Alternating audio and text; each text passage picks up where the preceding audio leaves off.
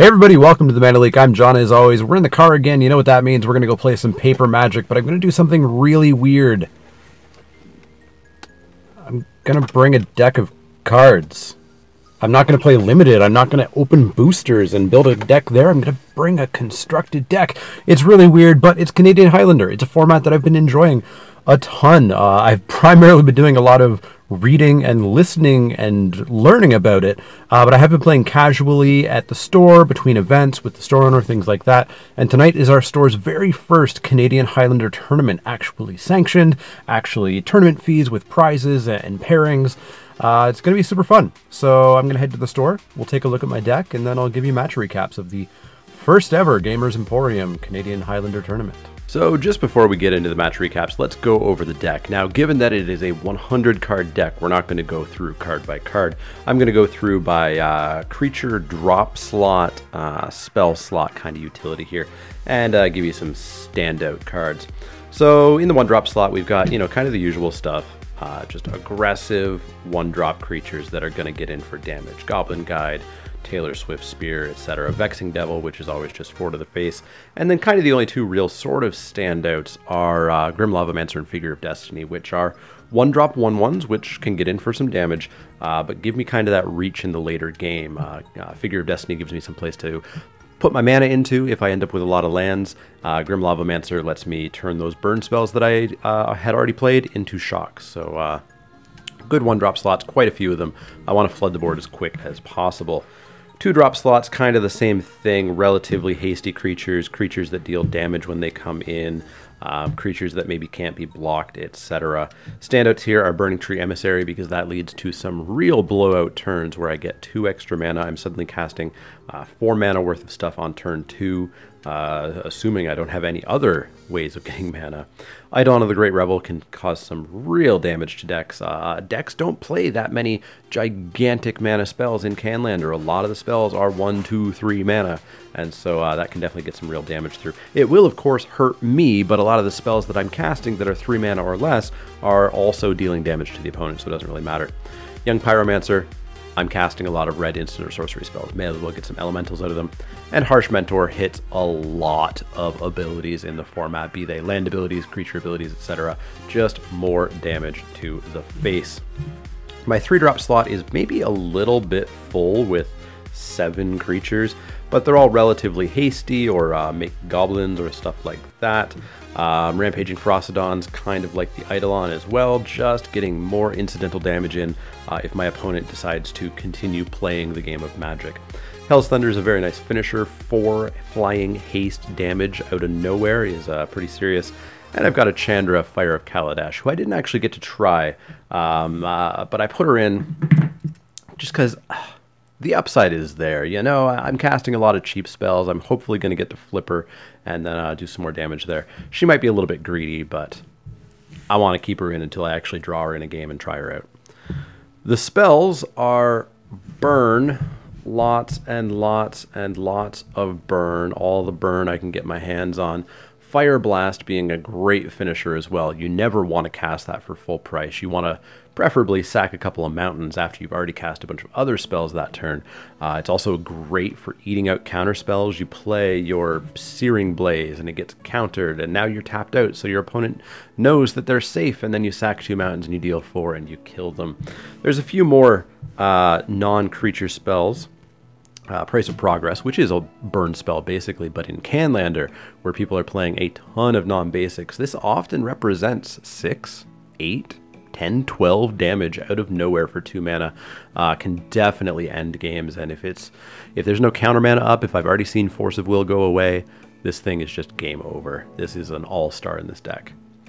We've got a Smash to Smithereens. Again, there's a lot of artifacts being played in Canlander. Not too many Moxes at our store, but there are Mana Crypts and Mana Vaults and stuff like that. Stuff that you want to blow up and get another Lightning Bolt through.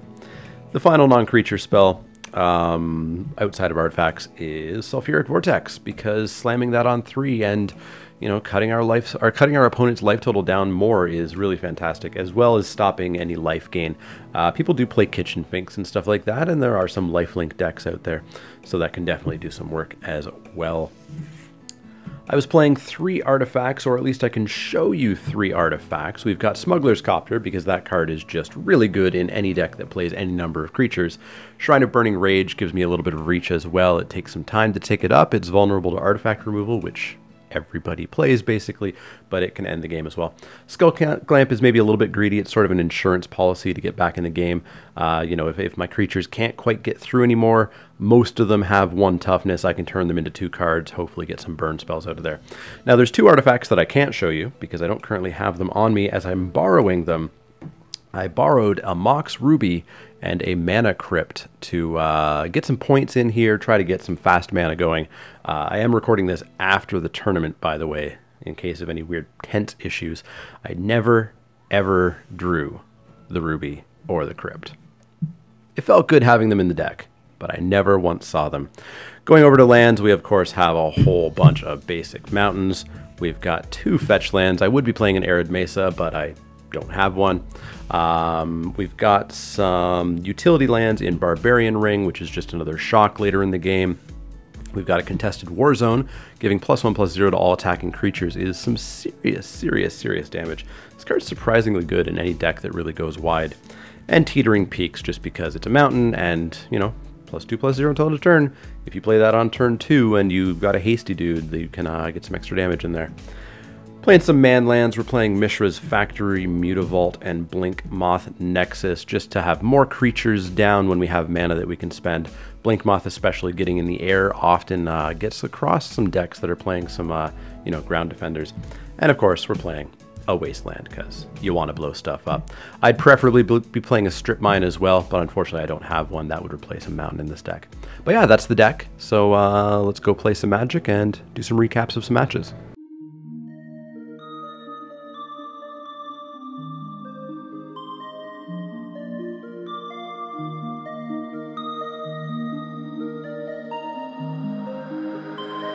So match 1's over. Unfortunately, it's really dark out already. I'll be happy when I do these vlogs in the summer and you guys can actually see me when I do match recaps. But finished up match 1. I was up against what I assume was mono blue flying men. Tons of 1/1 flyers. Luckily, they could only block flyers, and I don't play that many flyers. Game 1, he only drew a single land, and I was able to get in real fast. Game 2, he drew more than 1 land and a bunch of counter spells, and I drew no burn. I think I had 1 burn, and he clicked it away. So game 2 did not go well for me. Game 3, he had 2 lands. He did fill the board relatively quickly and just didn't quite have enough though. I eventually burned him out for I think 8 in a single turn, maybe 9. He had a single card in hand and I was just waiting for that Fire Blast. He put the card out of his hand. It was a counter that he countered something and I was able to Fire Blast him down to 0. One of my favorite cube plays, really. So 1-0 in my first tournament, hoping to keep that going. So 3 more rounds, see how it goes.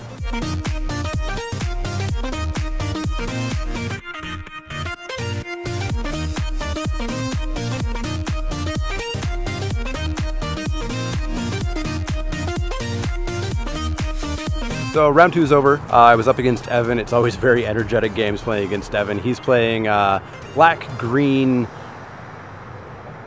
Was there blue? I don't think there was blue. I think it's just black, green, kind of mid-range value. He turned 3 to Primeval Titan in game 1. Lots and lots and lots of value. Game 1 though, I was just too fast. Prime time just couldn't get there. I just smashed in and took him down. Game 2 was a bit slower. I turn 1 wastelanded his Stomping Ground, hoping that he had maybe kept a sketchy hand. It was vaguely sketchy, but he got back in pretty quick, and I just couldn't keep up. I would play things and they would die. I would play things and they would die. It took a while, but I lost game 2. Game 3, though, the burn was there, the creatures were there, and I took him down pretty darn fast. So I'm 2-0, undefeated so far. Hoping to go 3-1. 4-0 would be cool, but a good start so far. So let's see how round 3 goes. Ready? Go!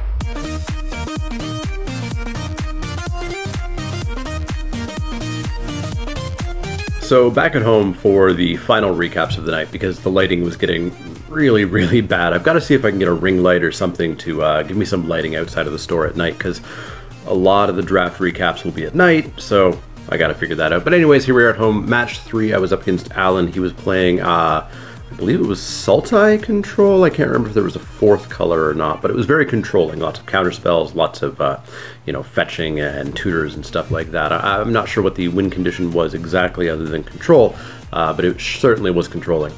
Game 1 took forever. I drew 13 lands, which is not what Mono Red wants to do, and he managed to take me down there. Game 2, he mulled to 5 once, so he went 7, 6, 6, 5. Kept that hand, but I was able to just run over him. Match 3, it was a little bit closer. I believe he kept all 7 cards that time. I kept all 7. I got off a little bit quickly. He managed to be defensive for a little bit.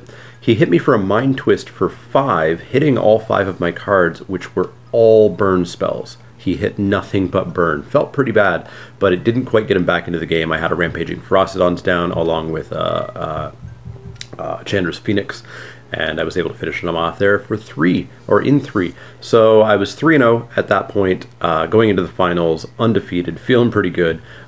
Quinn, who was the other undefeated person, they needed to get going. So we split and tied for first and second, splitting the $50 first and second prize, $25 each. So pretty good start to my first Highlander experience. 3-0-1. Really enjoyed the deck. It was definitely fun to play, and there was a lot of decisions, despite it being mono red. There was a lot of thinking. There was a lot of trying to figure out, there's a creature down. What do I do? Do I just attack into it? Do I try to attack around it? Do I have to use a burn spell on it? It's not something that I want to continue playing for too long, but it is the only deck I have at the moment, and it is enjoyable enough that I'll stick with it for the time being. But seeing as we filled up with 16 people, we had people on the wait list. It looks like Highlander is going to stick around here, so I'm definitely going to start buying and building towards some other stuff, because I'm a limited player. I like to play different decks all the time, and that's going to be costly with Highlander until I get a good collection built up, but it's something that I would like to build towards. But yeah, it was a super fun night. I hope you guys enjoyed the vlog. I hope you guys go try Highlander if you can. If you have a scene, try it out online. It's significantly cheaper online to get into. Duels are like 15 bucks on there, some of them anyways. Definitely check it out. I'm going to try to do more Highlander content. I'm hoping to get player run events going on MTGO in Highlander. But yeah, let me know your experiences with Highlander. Let me know if you want to see more content of this in the comments down below. Otherwise, see you next time.